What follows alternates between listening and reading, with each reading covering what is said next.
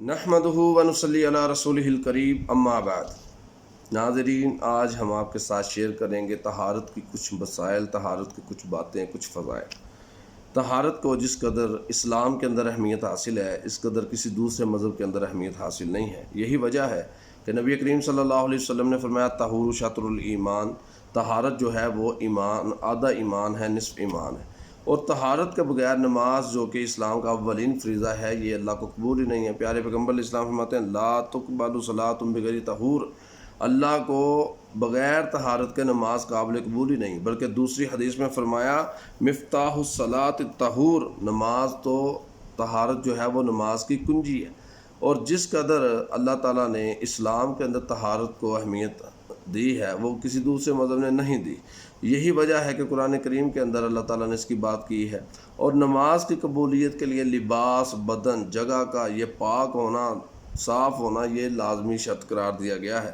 اللہ تعالیٰ قرآن کریم کے اندر فرماتے ہیں یا ایھا الذین آمنوا، اے ایمان والو، اذا قمتم الی الصلاۃ، جب تم نماز کے لیے کھڑے ہو جاؤ، فاغسلوا وجوہکم، تو اپنے چہروں کو دھو لیا کرو، وایدیکم الی المرافق، اور اپنے ہاتھوں کو کوہنیوں تک دھو لیا کرو، وامسحوا برؤوسکم، اپنے سروں کا مسح کر لیا کرو، وارجلکم الی الکعبین، اپنے پاؤں کو ٹخنوں تک دھو لیا کرو۔ یہ قرآن کریم کے اندر اللہ تعالیٰ نے ہمیں حکم دیا ہے، اور خود پیارے پیغمبر علیہ السلام کو اللہ تعالیٰ نے قرآن کریم کے اندر حکم دیا وَثِيَابَكَ فَطَهِّرْ، اپنے کپڑوں کو پاک رکھا کرو۔ اور خود نبی کریم صلی اللہ علیہ وسلم طہارت کا اللہ سے سوال کیا کرتے تھے۔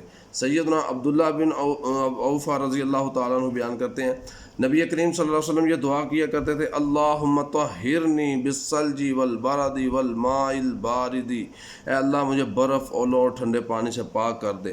اللہم طہرنی من الذنوب والخطایا کما ینقی الثوب الابیض من الوسخ، کہتے ہیں اللہ مجھے گناہوں اور خطاؤں سے اس طرح پاک کر دے جیسے سفید کپڑے کو میل اور کچیل سے پاک کیا جاتا ہے۔ تو میرے محترم پیارے بھائیوں، یہ کس قدر اللہ تعالیٰ نے طہارت کو مقام دیا ہے، اور خود نبی کریم صلی اللہ علیہ وسلم نے پاکیزگی کو پسند کیا ہے، طہارت کو پسند کیا ہے۔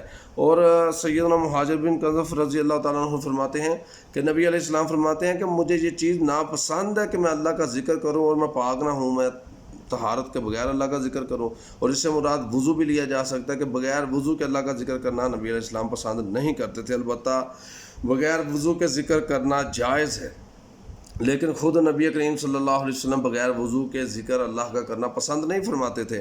اور اسی طرح طہارت کی فضیلت یہ ہے، اللہ تعالیٰ کا ارشاد ہے قرآن کریم کے اندر، فرمایا ان اللہ یحب التوابین ویحب المتطہرین، اللہ توبہ کرنے والوں کو، پاک رہنے والوں کو پسند کرتا ہے۔ تو میرے محترم پیارے بھائیوں، طہارت کو اختیار کریں، لازمی اختیار کریں، ہر وقت کوشش کریں کہ آپ کے کپڑے بھی پاک صاف رہیں، آپ کا بدن بھی پاک صاف رہے، اور آپ ہر وقت وضو کی حالت میں رہنے کی کوشش کریں۔ اللہ ہمیں عمل کی توفیق عطا فرمائے۔